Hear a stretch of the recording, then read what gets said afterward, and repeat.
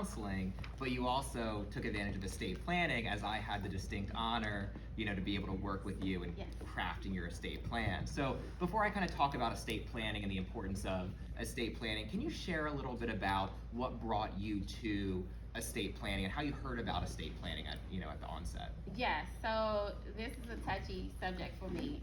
Estate planning was something I ran from. Because who wants to talk about death? Who wants to live long, right?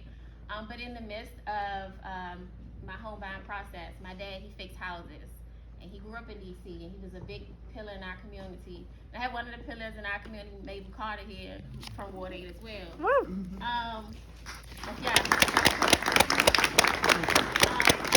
My dad died before I got to closing. So he was the essential person who pushed me and said, you need to get this home because I see the changes and I fix houses I know. And I'm like, Dad, you don't know anything. So we worked through the entire process together, and he ultimately died 3 weeks before I went to closing, right? And so Birdsea introduced me to DC Affordable Law Firm because they talked about, what will you do? Everyone wants to talk about getting a home, but how do you keep a home, especially in Ward 8, especially in our community, and especially as a Black young single mom like me? So what I had to do, I reached out to Birdsea, I reached out to Sam and Gabby, I cried through the entire state process because we talked about things of longevity. I have a son. What does that look like for me? What does that look like for my son? Can I pass something down to him? And I never had this growing up. So that was just a beautiful part, and I won't go into too much, but. Yeah, but I mean, to the extent you feel comfortable, if you can share a little bit more about your experience, some of the things you were thinking about, some of the things that, we talked about as we were crafting your estate plan, I think that'd be really helpful for people to hear. Yes, I'm 37, I'll be 38 next week on July 4th. Woo! So I'm young, right? And I'm one of the ones in our Ward 8 community, I'm always somewhere, and everybody say I'm their inspiration of hope, but I don't know, this process I was not hopeful because we had to talk about deep things, and it was multi-layered in regards to the document with the estate planning. It goes on about what do you want to do with your home, a will and trust when it comes to your kid, how that would be transferred, and there was so many laws that Sam brought up that I didn't even know. And in the midst of that, I had a personal side where my dad died right before my settlement. He didn't leave a will or a plan, so he's in probate court. So, it's still going on 3+ years later. And so I knew that I had to take the initiative to make sure my son was not in that type of situation. I want to be the responsible adult, right? And it was touching because when I reached out to Sam, I let him know my fears.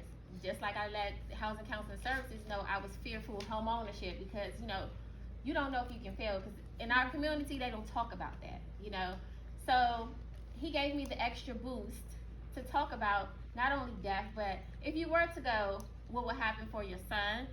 How would you like your funeral? I told him I want a pink horse. And not just that, I did have a health scare. Before the new year, they thought they saw a blood clot, right, in my heart. I'm fine, they didn't find anything, and thank God for that. But while I was in the hospital, Washington Hospital Center, they asked me, do you have a living will? And I'm young. So the ER doctor, the chief one, I said, yes. He said, what do you mean? And they called people over, and I'm like, I do have a living will.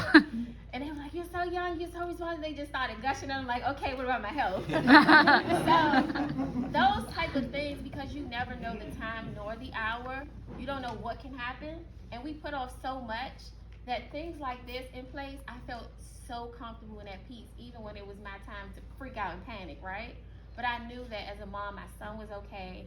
We had things within this document, custody and everything else.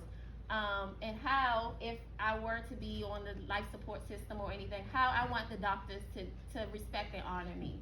So it's a big document, and you can put key pieces that you love in there.